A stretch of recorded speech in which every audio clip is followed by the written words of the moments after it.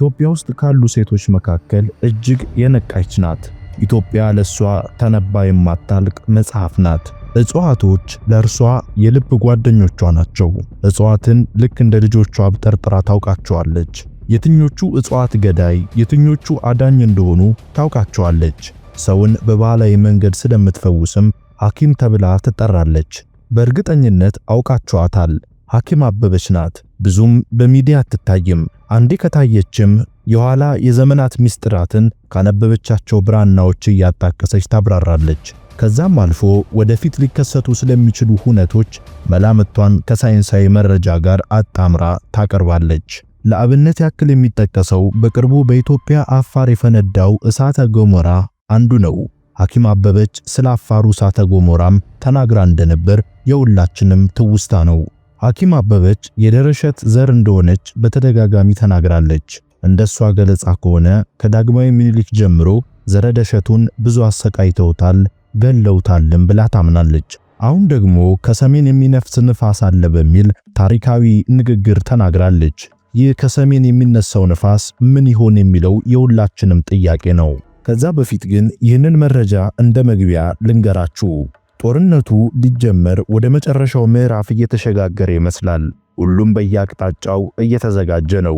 አንደኛው ጎን ህወሓት ፕላስ ኤርትራ ፕላስ የአልቡርሃን መንግስት ፕላስ ግብጽ ፕላስ ሳውዲ አረቢያ፣ ሌላኛው ጎን ደግሞ የኢትዮጵያ መንግስት ፕላስ የሱዳን አርኤስኤፍ ፕላስ ዩኤኢ። የፍልሚያው ሜዳ ደግሞ ሰሜናዊው የኢትዮጵያ ቀጠናና የቤንሻንጉል ክልል ይመስላል። ይህንን ይዘን ወደ ሐኪም አበበች ትንተና ስናልፍ ደግሞ ቀደም ባሉ ዓመታት ማለትም በዛጉዌ ስርወ መንግስት፣ በሚኒሊክ ስርወ መንግስት የነበሩ ጦርነቶች ደም አፋሳሽ ነበሩ በማለት ማብራራቷን ትጀምራለች። ከዛ በኋላ ግን በየምዕተ ዓመቱ ማለትም በ125 በ130 በየ150 ዓመታት የዘር ማጥፋቱ አለ። ከሰሜን የሚነሳ ንፋስም ይባላል። በአፄ ዮሐንስ ጊዜ ወሎንና ጎጃምን ያጠፉበት ጊዜ ነው። አሁን ደግሞ መላው ኢትዮጵያ ላይ ቀለበት ሰርቶ የተነሳ ጦርነት ነው ስትል በቅርቡ ስለሚነሳው ጦርነት እንዲሁም በፕሪቶሪያው ስምምነት ጋብ ስላለው የሰሜኑ ጦርነት ታብራራለች። ይህንንም ጦርነት ለማቆም የህዝብ ኃይል እንደሚያስፈልግና አዋቂ ሰዎች ሊነጋገሩበት እንደሚገባ የሐኪም አበበች እምነት ነው።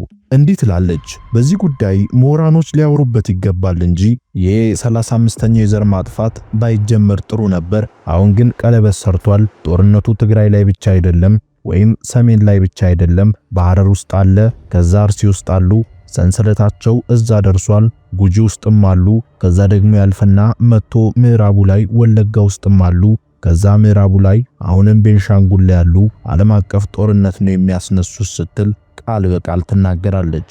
የሚያማክርም የለም፣ ይህንንም የሚተነብይ የለም። በጣም የሚገርመው ነገር ቤንሻንጉል ላይ ያለው ዓለም አቀፍ ጦርነት ያስነሳል። እስከ መሪዎቹ የሚሰሩት ስራ ከባድ ነው። እኔም ቤንሻንጉል ላይ መድኃኒት እለቅም ነበርና ሰሚም የለም። ከቤንሻንጉል በኋላ ከፋ፣ ጋምቤላ፣ እነዚህ በሙሉ ቀለበት የሰራ ጥፋት አለ። ስለዚህ እሱን ለማከምም የኢትዮጵያ ሕዝብ ቤት ለቤት መተያየት መወያየት አለበት ስትል ሁሉም ኢትዮጵያዊ ሊዘጋጅ እንደሚገባ ሐኪም አበበች ትናገራለች። አለበለዚያ ግን ጦርነቱ ለጊዜው ሊሰፍን ይችላል። የጎሬላ ውጊያ ሆኖ አንዱ አንዱን እየገደለ ዘር ማጥፋቱ ግን ይቀጥላል። እሱ እንዳይቀጥል ግን ለምሳሌ ቤንሻንጉል ላይ አባይ ላይ የሚሰራውን ባህላዊ ወርቅ አጠባ ማቆም አለባቸው። ምክንያቱም ሜርኩሪ ኮንትሮባንድ ይገባል። ያን ሜርኩሪ እዛው ላይ ያጥቡትና አባይ ወንዝ ውስጥ ይገባል። አባይ ወንዝ ደግሞ ሄዶ ሜዲትራኒያ ላይ ከደረሰ ኢትዮጵያ ላይ ከፍተኛ ማዕቀብ ይጣላል ስትል ፍራቿን ትገልጻለች። አሁን ይህን ስራ ነው እየሰሩ ያሉት። እነዚህ ሰዎች የነሱ ሰዎች ናቸው። እዛ ውስጥ የሚሰሩት እነሱ ያሰለጠኗቸው ሰዎች ናቸውና ከ30 ዓመት በላይ ጥናታቸውን አጥንተው የገቡበት ጥፋት ነው። ይህን ጥፋት ቤት ለቤት አንዱን እያየ ሀገሩ እንዳትጠፋ፣ ሀገሪቷ ከመስመር እንዳትወጣ መንግስት ላይ ብቻ መጣል ያለበት አይመስለኝም። ቤንሻንጉልም መታየት አለበት ስትል ጥቆማ ትሰጣለች። ይህንን ጦርነት ለማጥፋት በጣም በማስተዋል ላይ የተመሰረተ ጥናት ያስፈልጋል። የታሪክ ምሁራን ጥናታዊ ጽሑፎቻቸው ማቅረብ አለባቸው። ተመራማሪዎችም በዛው ልክ መደራጀት ማወቅ አለባቸው። እኛ ሐኪሞች ስለሆንን ውስጥ ለውስጥ ስለምንሄድ ያንን አይተን ብንናገርም ሰም የለንም። እኔ የወርቅ አጠባቸው አይመቸኝም ስትልም ትናገራለች። ኮንትሮባንድ ነው የሚገባው። ቤንሻንጉል የክልሉ መንግስትም አለበት። ለባለሙያዎች ቢተው የወርቅ ስራ ሀገርን ይጠቅማል። የሚመረተውም ይታወቃል። ድርዬ እንዴት ይፈራል? ሁል ጊዜ ፈርቷቸው የሚኖሩ ይመስለኛል። መንግስት እነዚህን ወሮበላዎች ማስታገስ አለበት። አሁን ለምሳሌ አርሲ ውስጥ ከረዩ ውስጥ እነሱ ናቸው ያሉት። እውነት የከረዩ ህዝብ ሰው ገዳይ አይደለም። የአርሲም ሰው ገዳይ አይደለም። የባሌም አይደለም። በቃ እዛ ውስጥ ገብተዋል። ጸጉረ ልውጥ ናቸው። ሶማሌም ሶማሊኛ ተናጋሪ ናቸው። ለመንግስት አስቸጋሪ ሆነበታል እና ለመንግስት መጥቶ የለበትም ስትል ትቀጥላለች። ልክ አሁን ዘመቻው ላይ እንደተቀላቀልን እዚሁም ላይ ተቀላቅለን ለአንዴና ለመጨረሻ ጊዜ ይህንን ጦርነት ማቆም አለበት። አለበለዚያ እየተነካ እየተሸመገለ የሚቆይ ከሆነ የተነቃነቀ ጥርስ ካልወለቀ አያርፍም ትልና የአፋርን ህዝብ እንደምታደንቀውም ትናገራለች። ከአፋር ህዝብ መማር አለብን ስትልም ምልክቷን ታስቀምጣለች። ድሮ አፋር ክፍተት አይፈጥርም፣ በጣም ጠንካራ ህዝብ ነው። ኢሳሁን ላይ ስንሄድ ሰፊ ቦርደር አለ። ይህንን ትውልድ እኮ በዚህ በ30 ዓመት ውስጥ አበላሽተውታል።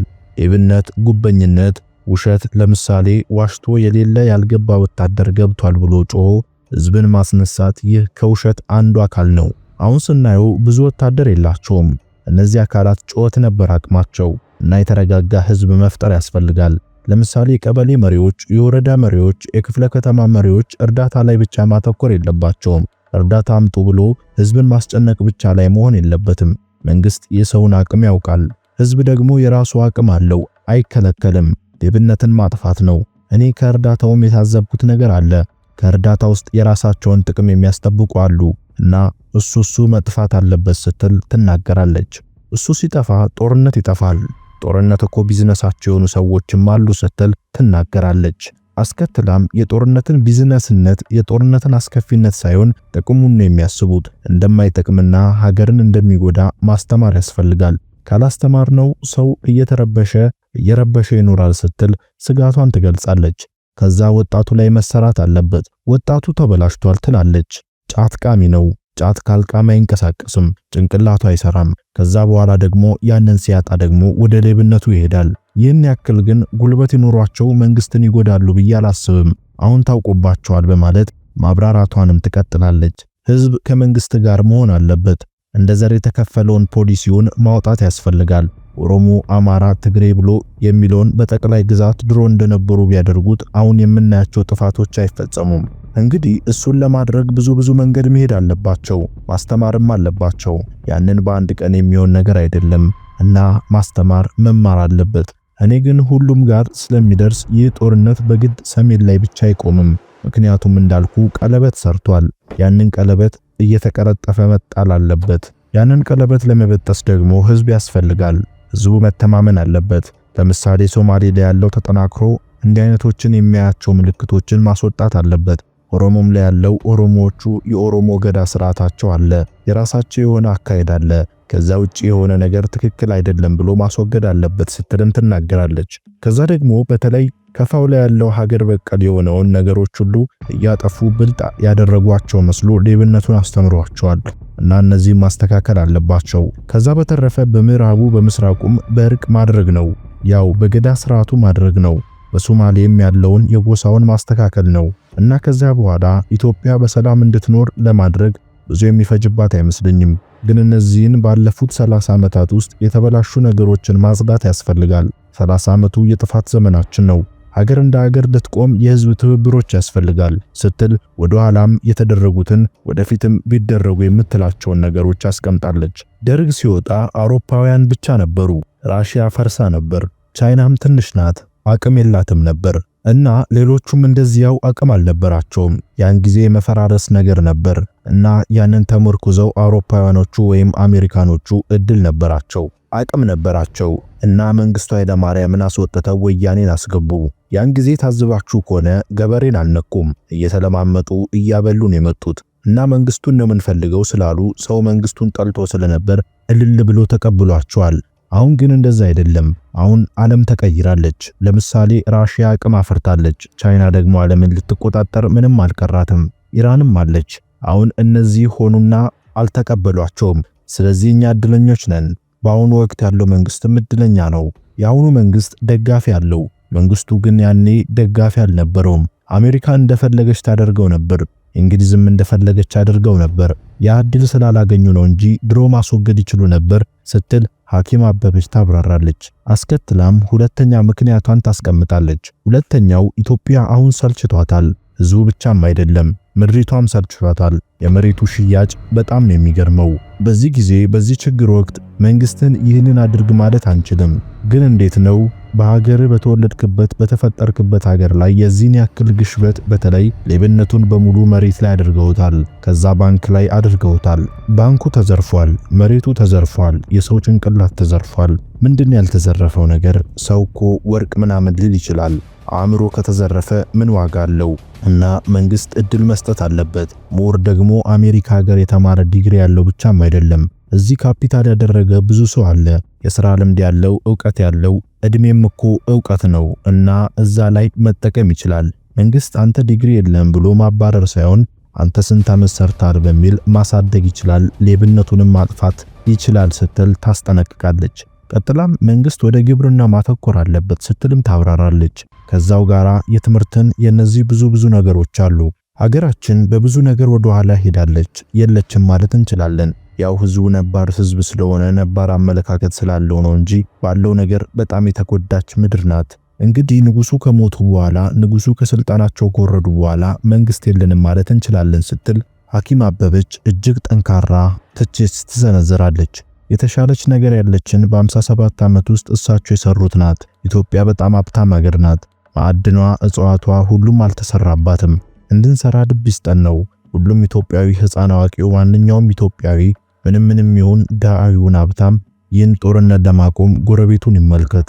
ሩቅ መሄድ የለበትም። አጠገቡ ያለውን ሰው መመልከት ያለበት። ጦርነቱ የሚቆመው በማየት ነው፣ በመታዘብ ነው። እና ነጭ እግር ይኖረናል። ነጭ ንጹህ እግር። የምንረግጥበትን መሬት እንወቅ። አገሪቷ ክብር ያላት ናት። ሰው ተገርዶ የሚጠበርባት የሚታረድባት ሳትሆን ተሰርቶ የሚበላባት ሀገር ነው መሆን ያለባት ስትል ከሰሜን ሊነሳ ያኮበኮበ ያለው ጦርነት ማስቆም እንደሚገባ በጠንካራ ቃላት አስጠንቅቃለች። እናንተስ በዚህ ጉዳይ ምን ሐሳብ አላችሁ? ሐሳብ አስተያየታችሁን እንደተለመደው ኮሜንት ላይ አስፍሩ። ይህ መልእክት የዩቲዩብ ገጻችን አቋም ሳይሆን የሐኪም አበበች ንግግር ብቻ እንደሆነም እንድትረዱ እንጠይቃለን። መልካም ጊዜን ተመኘን።